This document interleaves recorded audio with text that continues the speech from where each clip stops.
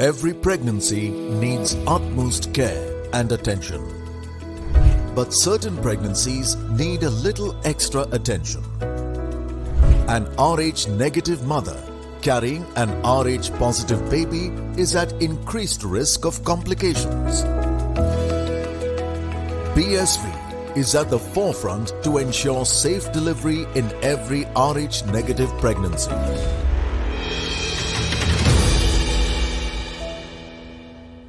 Welcome Sune to Beyond the Boundary.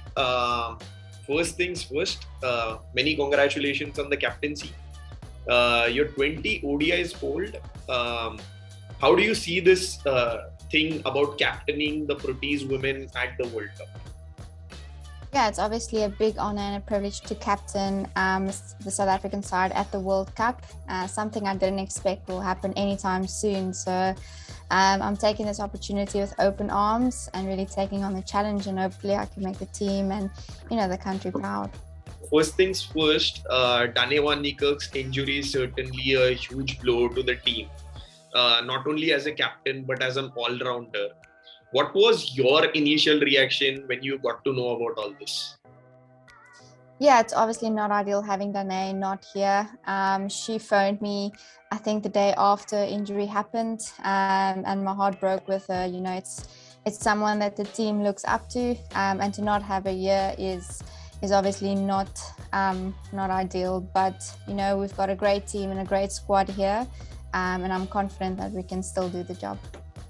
Does it put an extra pressure on you, because you both are very similar in many ways? Right now you're the captain, but at the same time you're also a leg spinning all-rounder.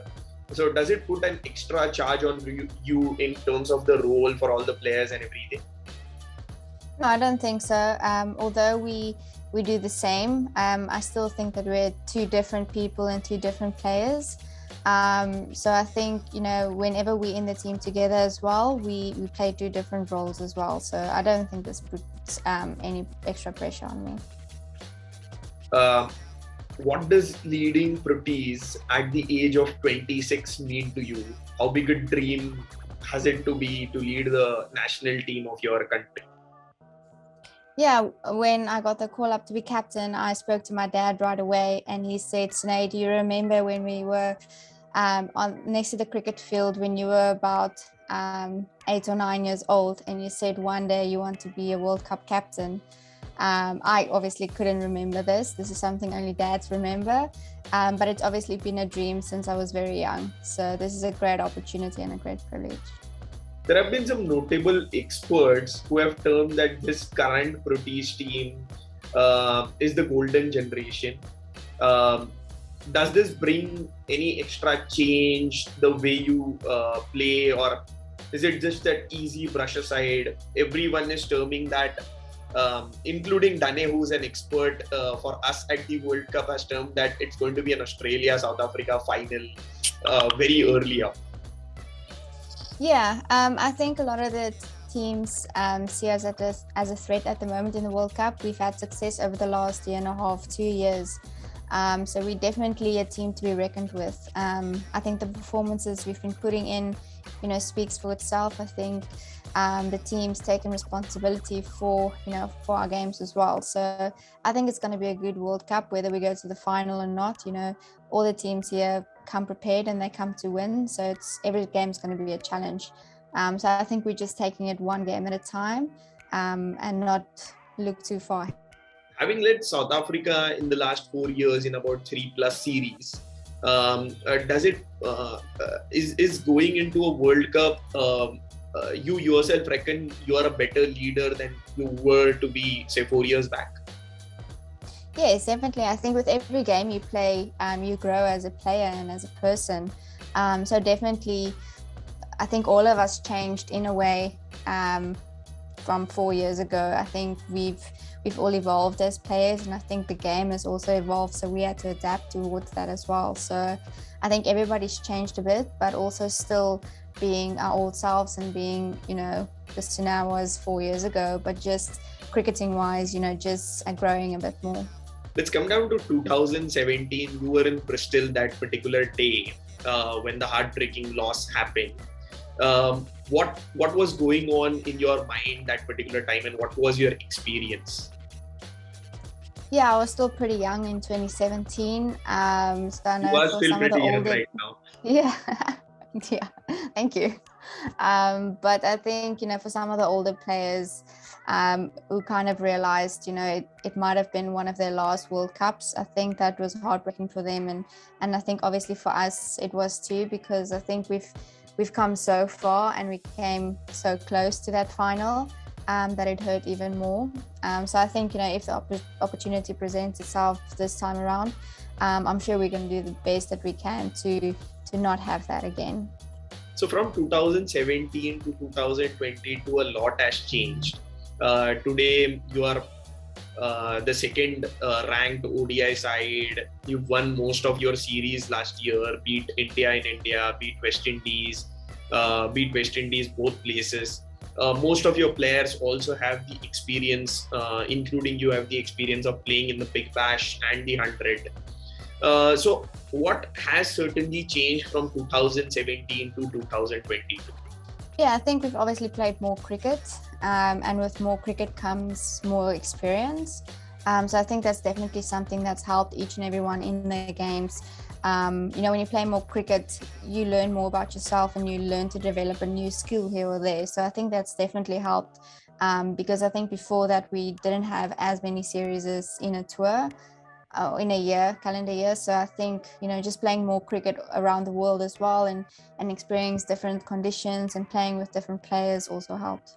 So you've not played a lot in New Zealand, if we have to look at that, except for that one series in 2020, just before the Australia World Cup. And you've just played two warm-up games, and that has been it. So how difficult it is to adapt to a very new condition, and what are the plans for the South African team for heading into the World Cup? Yeah, it's obviously a quick turnaround from the different grounds and venues you travel to every game. But luckily, we have a New Zealand expert here, Kruger van Wyk. He knows the conditions pretty well, and we trust him with the insight and the experience he has that he played here in New Zealand as well. So he can give us a lot of information from the grounds. And I think we've also watched the New Zealand and the series they just played. We could sum up the conditions there as well, and all the places we've played the warm-up games kind of played similar.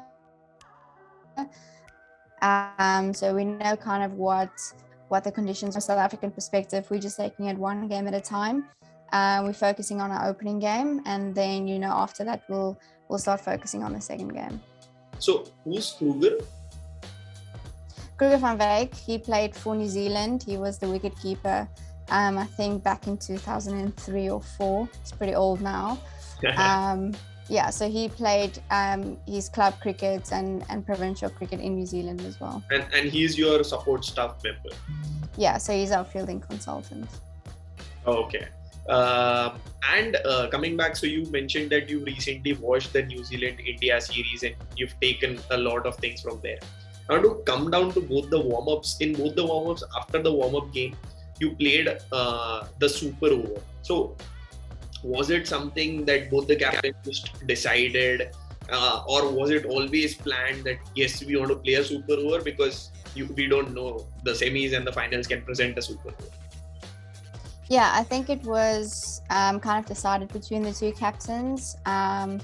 Like you said, a super over can pop up at any stage, and you kind of have to be ready whenever it comes. So it's definitely something that's been decided between the two captains, and just to prepare us for whatever may come. Let's come down to that pace attack. You're probably the strongest pace attack that's there in the entire World Cup teams.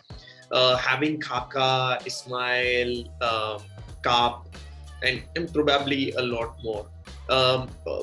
How do you use them? Because you basically have the best. How do you use them and divide their roles and responsibilities? Yeah, it's quite difficult because I think, all the pace bowlers that we have can bowl at any stage in the game. Everybody can open the bowling, they can bowl in the middle as well as, end of the innings. So it makes my life even easier to, whenever I need one of the pace bowlers, they're experienced enough to bowl at whatever stage in the game they have to. So it's the difficult part comes in to choose your first 11 and to choose your bowling attack, because there's so many good bowlers at the moment and everybody's been putting up their hands. So I think that's the challenging part for us at the moment, is just to lock in that 3 or 4 seamers that we're going to play. 3 or 4 seamers that you're going to play.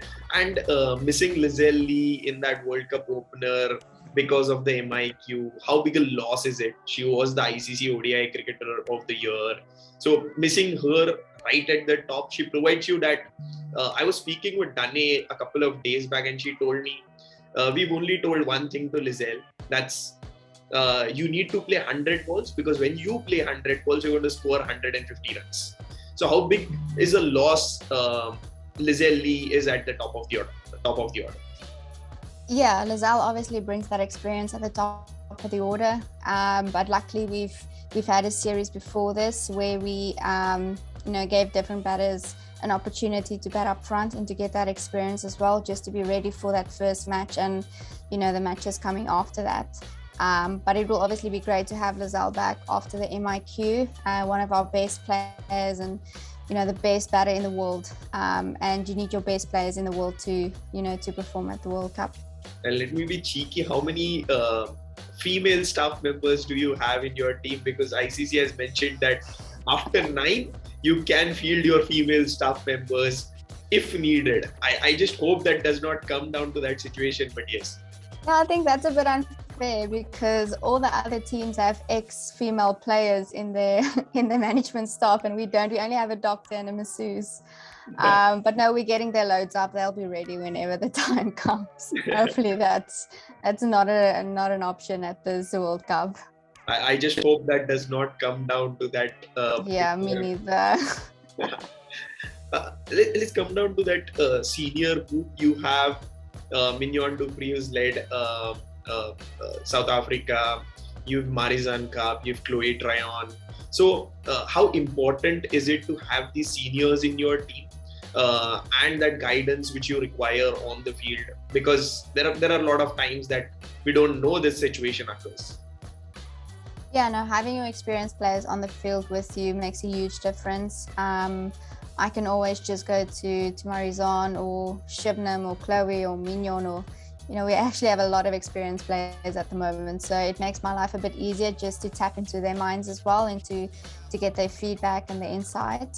So yeah, it definitely helps having all of them on the field, and some of the youngsters as well. They have great ideas on the spot or on the field in different situations. So I think everybody can kind of get an insight, and we all work together as a team brilliantly. What, according to you, has been the best thing about this Proteas team in the last few years that has brought success to you guys? Yeah, I think when you look at the team and the success, you can't really pinpoint someone that's been doing, all of the hard work. I think throughout the year and a half or 2 years, there's always someone different who picked up their hand and performed. And I think that's positive signs for us, because you can't always rely on a Lizelle Lee or a Marizanne Kaap or the star players. I think there's always going to be pressure, and you don't know how pressure affects different players, and I think that's when you need the whole team to pick up the hand. And I think that's in the last year and a half, 2 years, that's what's been great. Even the youngsters are putting up their hands, which is great signs. Great minds. I want to ask the last couple of questions. First to you. Whenever Dane van Niekerk is the captain, we've seen Sune Luus bowl a lot. But when Sune Luus is the captain, she doesn't trust herself to bowl a lot. Why is that? Yeah, I guess you kind of want to give the other players a chance and make sure everybody gets a fair opportunity. But I think that's a balance that I'm still working on. And I'll try and get it right the World Cup. You have more 5-wicket hauls than any other player So I think so you should bowl more because that leg spinning option is certainly going to be very useful at the World Cup. I'll take the advice on board. Thank you. And where is this going? Is Proteas now looking forward to that silverware which is missing in the lot, so that when you head to the T20 World Cup at your home, you have a 50 over silverware, and then you look at a 20 over silverware next year. That would be ideal. I mean, that's why we're here.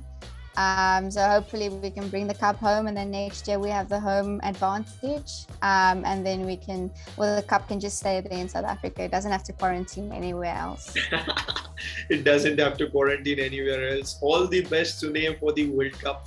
It was great speaking to you and great having you on Beyond the Boundary. Thank you so much.